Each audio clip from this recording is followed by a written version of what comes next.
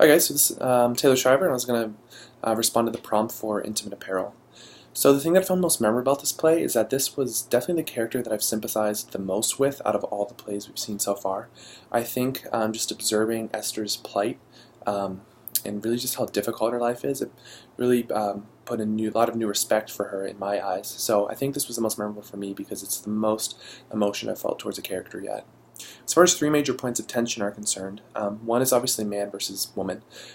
This is evident in almost all of the female characters. So Esther obviously struggles with George over the concept of money and really the importance of their marriage in general. Mamie, she struggles with all of the men in her life because of her role as a prostitute. And in that sense, she says how a lot of these men don't even ever see her face. So that was a powerful conflict for me. And then a third example of this is Mrs. Van Buren and her husband. Her husband obviously is upset with her for not being able to have children, and she even talks about the dream of running away from him. Another major point of attention for me is religion. This is very evident in the relationship with Esther and Mr. Marks. Obviously, Esther is Catholic and Mr. Marks is Jewish, and Mr. Marks is so very adherent to his religion that he actually can't even be touched by women, that especially not a Jewish woman that he's not married to. At one point, Esther goes to touch him, and he sort of like jumps back, startled, and says this. And this is obviously a major point of tension because it's clear that the two really do, have feelings for each other, but they just can't illustrate those because of this. And then the third is black versus white. This is obviously a major theme.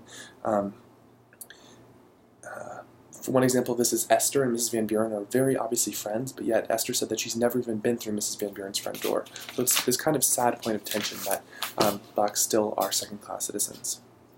The next question was talking about reinforce, resist, and reinvent. I think that by showing how these African Americans actually suffered, it's working to resist this stereotype. By showing exactly the situations that these people were going through. For example, George working down in the Panama Canal and just saying how the whites would essentially just work the African Americans to their death, basically. And this was really eye-opening for me. So I think this was the playwright's intent. By making it eye-opening, she's helping us to resist the stereotype. And the last question was what perpetuates stereotypes? For me, I think a lot of different factors perpetuate stereotypes.